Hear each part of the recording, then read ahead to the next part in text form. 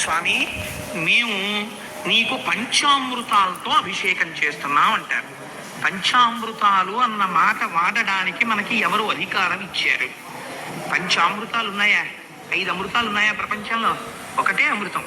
నువ్వు మరి పంచామృతములు అన్న మాట ఎందుకు వాడుతున్నావు అంటే, అందులో బాహ్యమునందు రావలసినటువంటి సుఖం ఏదున్నదో సుఖము, ఆంతరమునందు రావలసినటువంటి జ్ఞానము ఏకకాలమునందు మిళితమై ఉంటాయి.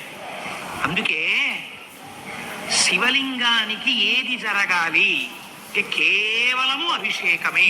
అభిషేక ప్రియో శివ. కాండములంతా నిండి విబిడీకృతమైపోయినటువంటి శివలింగ స్వరూపముగా ఉంటుంది. అటువంటి దాని మీద పైన ఉన్నటువంటి చంద్రమండలం ఘనీభవించినటువంటిది కరిగి అమృతముతో స్నానమైపోతూ ఉంటుంది.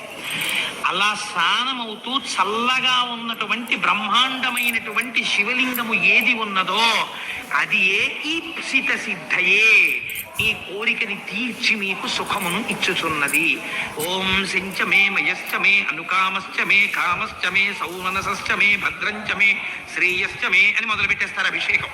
మీరు ఏం చేస్తున్నారు? పంచామృతాలంటే మొట్టమొదట తీసుకెళ్లి పాలు పోసేస్తారు. పాలు పోసేసి పంచామృతాల్లో ఒక దాంతో అభిషేకం చేసేసామండి. పంచామృతాలకు కూడా యథార్థమునకు శివలింగమునకు అభిషేకము చేసేటప్పుడు ఒక వరుస చెప్పారు. ఆ వరుసలో మాత్రమే పంచామృతాభిషేకము జరగాలి తప్ప ఏ వరస పడితే ఆ వరస చెయ్యవద్దు అన్నారు. మొట్టమొదట ఆవు పాలతో అభిషేకము.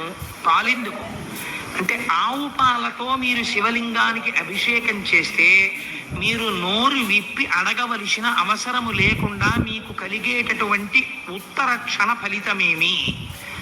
సర్వసౌఖ్యములు అంది రుద్రకామ్యార్చనం. నువ్వు నోరి విప్పి అడగక్కర్లేదు, నాకు ఈ సుఖస్థానము కావాలని అడగక్కర్లేదు. వాంఛితార్థ ప్రదాయిని. నిన్ను అడగమంటే నువ్వేమంటావంటే, స్వామి నాకు అరగంట టైమీ మా ఆవిడ్ని అడిగి రావాలంటాం. ఒకవేళ అడిగొచ్చిన అమెరికా ప్రెసిడెంట్ జార్జ్ బుష్ పోస్ట్లో నేను ఉండాలంటాం. తెలియదు, ఏది అడగాలో తెలియదు. అడగక అక్కర్లేనివన్నీ అడుగుతాడు.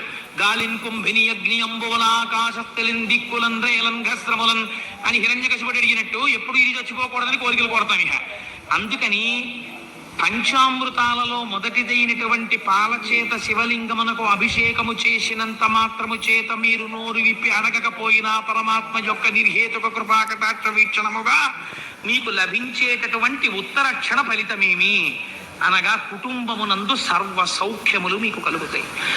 ఏ సౌఖ్యము, ఏ సుఖము మీకు కలిగితే మీరు వర్ధిల్లుతారో, ఏ సుఖము మీకు ఉంటే మీరు వృద్ధిలోకి వస్తారో అటువంటి సుఖాన్ని పరమాత్మ మీకు కల్పిస్తాడు.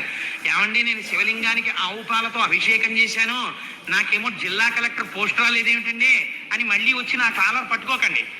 ఎంతవరకు ఏ కోరిక మీకు తీరడము చేత మీరు ఉన్నతిలోకి వస్తారో అటువంటి సుఖము శివుడికి తెలుసు. శివుని శిరమున కాశిన్ని నీళ్లు చల్లి పత్తిరి సుమంతనెవ్వాడు పారవయిచు కమధేనుము అనింటి గడి పశువు అల్ల సురశాఖవా నింటి మల్లె చెట్టు.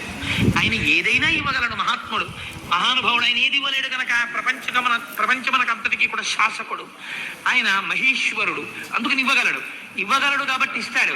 ఆవు పాలతో అభిషేకం చేస్తే వచ్చేటటువంటి మొట్టమొదటి ఫలితం సర్వసౌఖ్యాలు.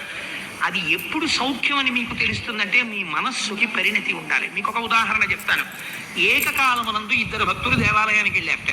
ఒక ఆయన అన్నాడు భగవంతుడితో, స్వామి నిజంగా నువ్వు ఎంత కరుణాస్వరూపుడవయ్యా, నాకు ఎంత గయ్యాలి భార్యనిచ్చావు, అస్తమానం తిరుగుతుంది నన్ను, అంత గయ్యాలి భార్యని ఇవ్వబట్టి కదా పరమాత్మ నీ పాదముల యందు నా మనస్సు నిలబడింది.